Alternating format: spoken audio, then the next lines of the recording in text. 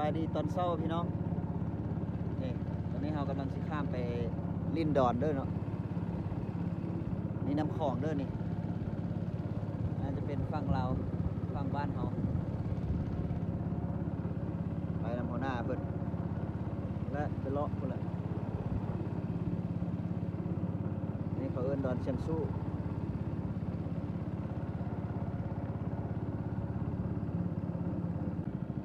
ตอนนี้ก็ฮอดบอนเฮาสิลงแล้วพี่น้องลงหาปัญญาขึ้นไปพุ่นแหละเงือเพิ่นผู้อายเนาะท่านี่ฮอดแล้วพี่น้อง โอ้มันตื้นแล้วเนาะตูเนาะ คืนยามนี้ มาแล้วก็จะกิจ่ายให้ละมันเป็นห่านหมดแล้วตัวนี่ เป็นห่านไปแล้ว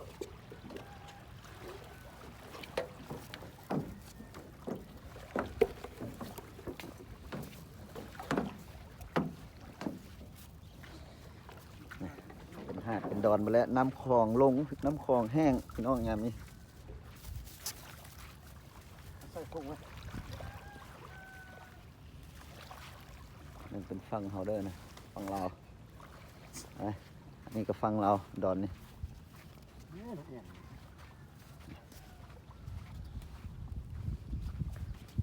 สอกกินข้าวปลาก้อนพี่น้องเลย เจ้าคือบุตโตวะทำเห็นมา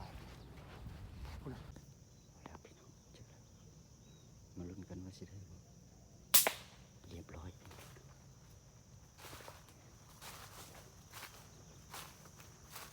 ตกแล้วตกแล้ว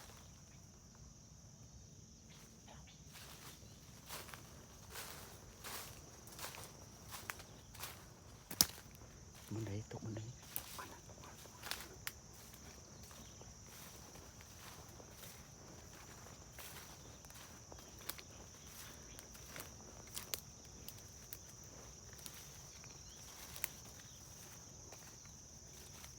ขุดซะเรียบร้อยพี่น้องเอาเขาไงนี่นี่นี่เรียบร้อยเขาไงหนึ่งแต้มแล้วเด้อตัวนี้ผ่านเพิ่นสิเปิดตู้เด้อพี่น้องเฮาสิต่อเนาะต่อแล้วสิยิงกลุ่มนี้เลยลองเบิ่งว่ามันสิเข้าบ่นกเขานี่มันมักมาจับต้นสลางง่างแบบนี้แหละ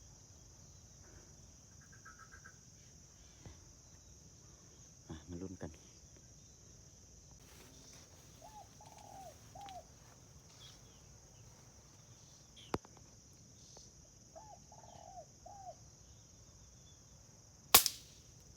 เรียบร้อย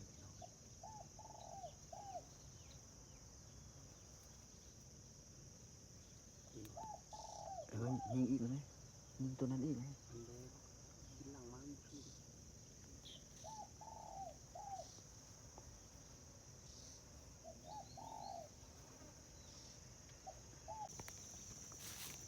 แต้มที่สองพี่น้องนี่คือปีกนี่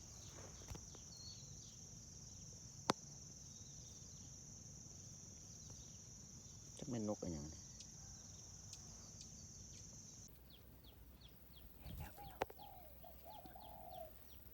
โอ้มีสุไพไก่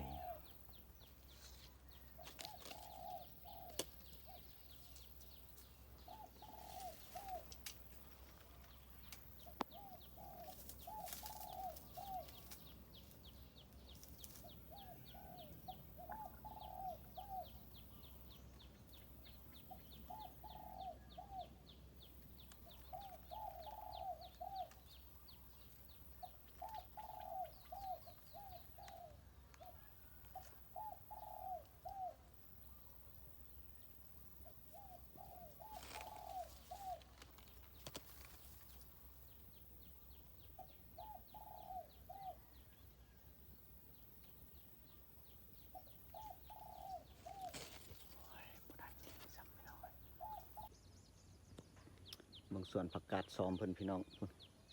มากำงาม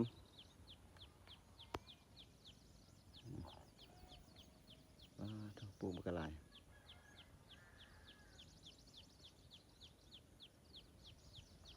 กำลังออกซ้อม